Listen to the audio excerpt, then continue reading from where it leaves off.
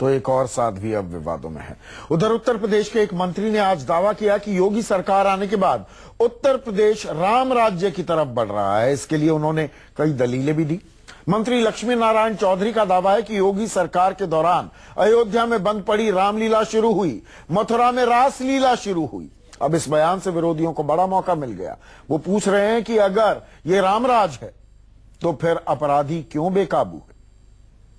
रामराज की कल्पना साकार होने के लक्षण साफ दिखाई दे रहे हैं।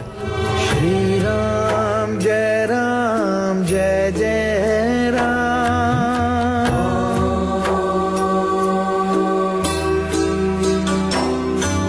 श्री राम जय जय राम।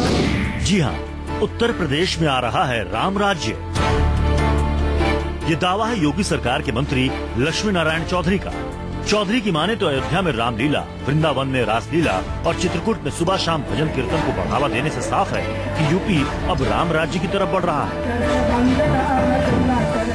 राम राज्य की स्थापना तो शुरू हो गई, राम राज्य तो होगा ही, लेकिन राम को भी 14 वर्ष वनवास काटने के बाद लौटना पड़ा, तब रामराज स्थापित हुआ ना। अभी वनवास तो इसी तरह से 14 साल भारतीय जनता पार्टी ने वनवास के काटे हैं, रामराज की स्थापना प्रारंभ हो गई है। राम राज्य की तरफ बढ़ने का दावा करने वाले योगी के मंत्री कह रहे हैं कि उत्तर प्रदेश में अब तुष्टीकरण के दिन लग चुके हैं। पहले की सरकार सिर्फ हज हाउस बनवाने पर ही ध्यान देती थी, लेकिन हमने कैलाश मानसरोवर भवन बनवाया, 4 धाम यात्रा और सिंधु यात्रा वाले यात्रियों के मुफ्त ठहरने का इंतजाम किया। ये राम राज्य की राह नहीं तो और क्या है। अयोध्या में प्रतिदिन रामलीला का आयोजन किया जा रहा है। चित्रकूट में प्रतिदिन भजन संध्या और कीर्तन का आयोजन किया जा रहा है। प्रतिदिन वहाँ वृंदावन में भगवान कृष्ण की लीलाओं का आयोजन किया जा रहा है। सवाल है कि क्या वाकई उत्तर प्रदेश में राम राज्य आ गया है? क्या योगी सरकार के कमान संभालने के बाद वाकई यूपी में सब कुछ बेहतर हो गया है? अगर सिर्फ अपराध के आंकड़ों पर गौर करें तो ये दावा कमजोर नजर आता है। ग्रेटर नोएडा के जेवर में जिस तरह लूटपाट और गैंगरेप की वारदात हुई, उससे बदलाव के दावे सवालों के घेरे में हैं। अगर साल भर पहले के आंकड़ों से तुलना करें तो मार्च से अप्रैल 2016 में जहां बलात्कार के 41 मामले सामने आए थे, तो इस साल योगी सरकार के सत्ता संभालने के बाद मार्च से अप्रैल में 179 रेप के मामले सामने आए। मार्च से अप्रैल 2016 में जहां हत्या की 101 वारदातें हुई, तो इस साल ये आंकड़ा 240 का है। पिछले साल मार्च और अप्रैल में जहां लूटपाट के 67 मामले सामने आए, तो इस साल मार्च और अप्रैल में 273 मामले सामने आए। पर्यटन विभाग की एक रिपोर्ट के मुताबिक इस साल यूपी आने वाले घरेलू पर्यटकों की संख्या में 16% की कमी आई है। इसके पीछे सबसे बड़ी वजह अपराध है। उत्तर प्रदेश में सहारनपुर जल रहा है, किसान मर रहे हैं, छात्रों को बंद किया जा रहा है, गोलियां चल रही हैं, महिलाओं के प्रति अत्याचार और अपराध रोज बढ़ रहे हैं। तो मुझे नहीं लगता कि मर्यादा पुरुषोत्तम राम इसको रामराज्य कहना भी पसंद करेंगे। योगी के मंत्री भले ही रामराज्य की तरफ कदम बढ़ाने का दावा कर रहे हों, लेकिन जमीनी हकीकत बताने के लिए सड़कों के गड्ढे ही काफी हैं। मुख्यमंत्री आदित्यनाथ ने यूपी में सड़कों के गड्ढों को भरने के लिए 15 जून की तारीख तय की थी, लेकिन ऐसा 100% नहीं हो पाया।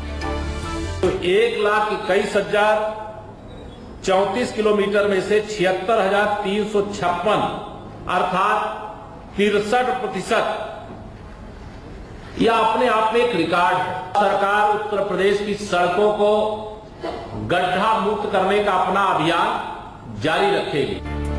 बदलाव के लिए कोशिश करना अलग बात है, लेकिन राम राज्य के दावे करना अलग। इसलिए विपक्ष को बड़ा मुद्दा मिल गया है। अब तक योगी सरकार और बीजेपी का आरोप था कि एसपी और बीएसपी की सरकारों ने राज्य को इतना पीछे कर दिया कि उसे आगे बढ़ाने में वक्त लग रहा है। लेकिन राम राज्य के दावे के बाद अब इनके लिए ऐसे आरोपों को ढाल बनाना आसान नहीं होगा।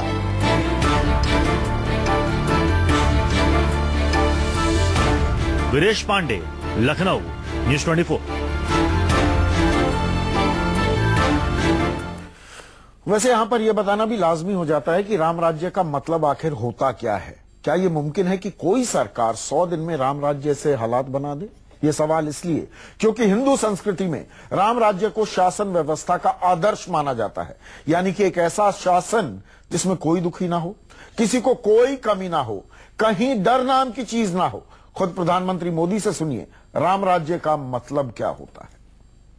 दैहिक दैविक भौतिक तापा, राम राज नहीं काही व्यापा। सब नर करही परस्पर प्रीति, चल ही स्वधम निरत स्मृति नीति। अल्प मृत्यु नहीं कब नीव पीरा, सब सुदर सब वीरो शरीरा। नहीं दरिद्र को दुखी न दीना, नहीं को अबुद न लक्षण हीना। राम रावण को हराकर बड़े नहीं बने, बल्कि राम तब राम बने जब उन्होंने उन लोगों को साथ लिया जो सर्वहारा थे, साधनहीन थे। उन्होंने उन लोगों का आत्मगौरव बहाल किया और उनमें विजय का विश्वास पैदा किया।